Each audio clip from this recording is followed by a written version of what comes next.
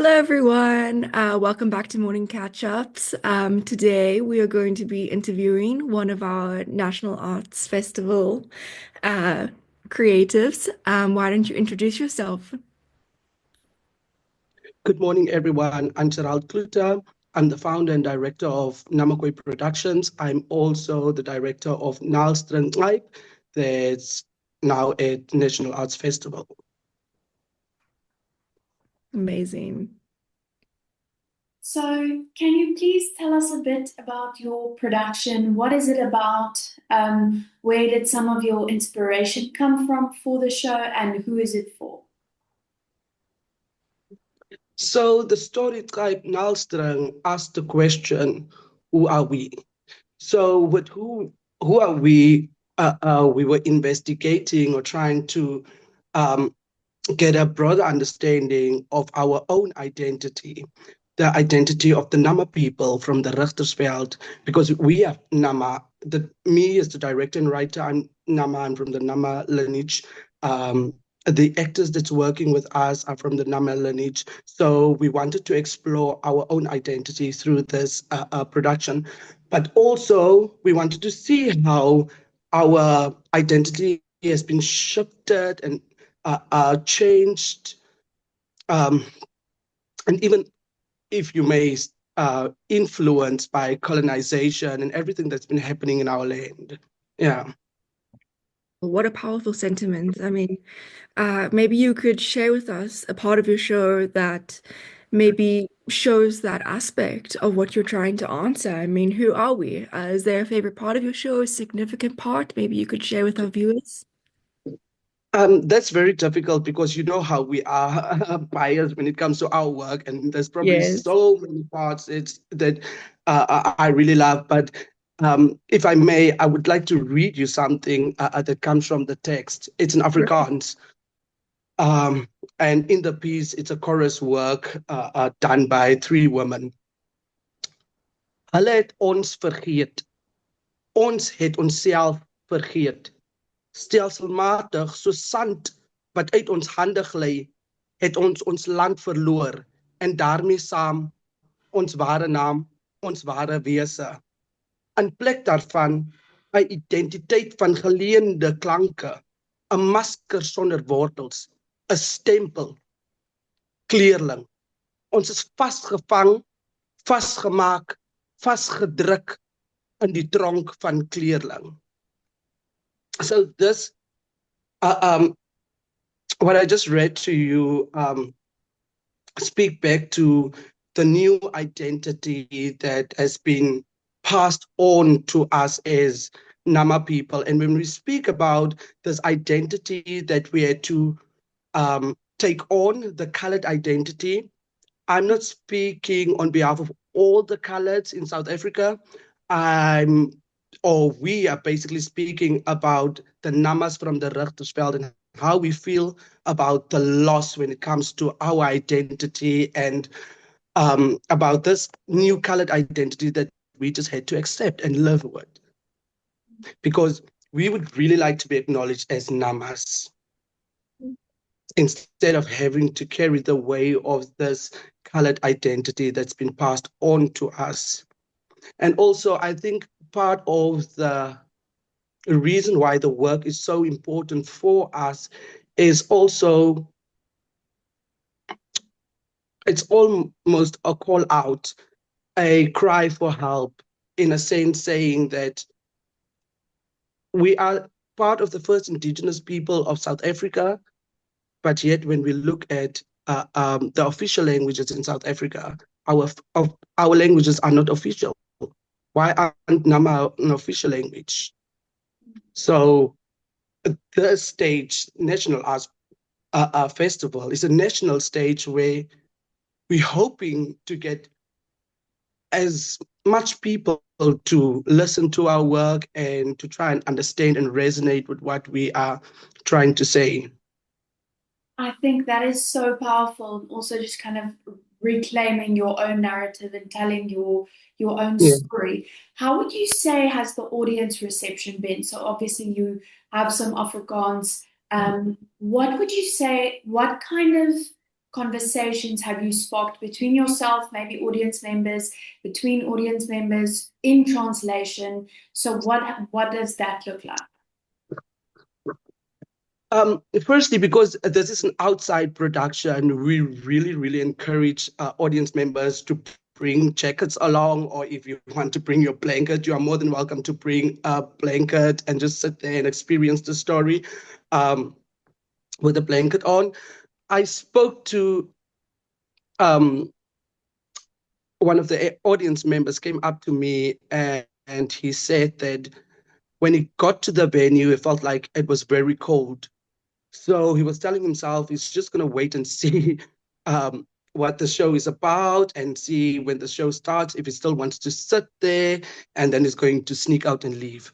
But then he said once the story started, he couldn't leave his seat. He had to stay until the end. But also it's a 45-minute piece, so it's not that long to sit in the cold for a bit.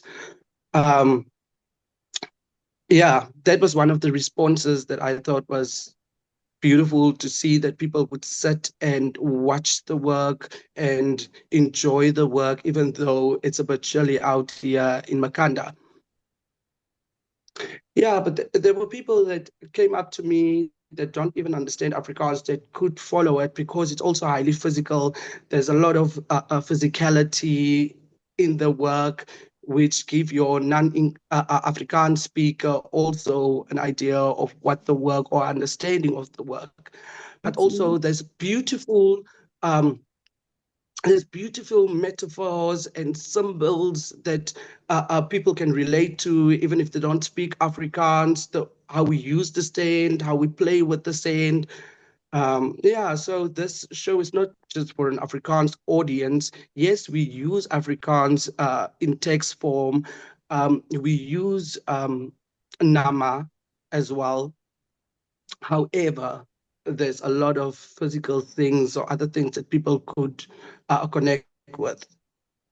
Yeah, I think that really just shows the power of theater, being able to use not only, I mean, languages one may not understand. Chrisley understands Afrikaans, Yeah. I don't. But when I listened to you recite that, I felt that power. I mean, I really felt it. Full body chills, really. It just shows how incredible and impactful this play is. I mean, we've been asking some of our creatives what their process is as a creator. I mean, where did you start? Do you have any advice for those starting out, wanting to be like you, or, what would you say to those aspiring? There's a lot of different ways in which one can approach theater. There's obviously the way where you sit down and you start writing a piece, or you start going into research mode. First, go and do a bit of research, and then come back and write a text. But within our process as Namakoi production, we would sit around and throw out ideas, think about what we really think is important for us. And then once we find something that we think like we resonate with or we think is important, then we start looking at stories within the community around that theme. Most of our work always speak back to land and our culture and our identity, because our culture and identity has been explored so much from a colonial lens. And for us as a company, as Namakoi Production, for us it's important to start looking and researching our identity from a Khoi lens and from a Nama lens. So with this work, as I said before, we wanted to find out who we are. We wanted to engage with who we are. And I think also that longing or that need to know who we are comes from the disadvantage of not being able to speak our own language, which was supposed to be our mother tongue. So for us at this age, some of us are still learning our mother tongue.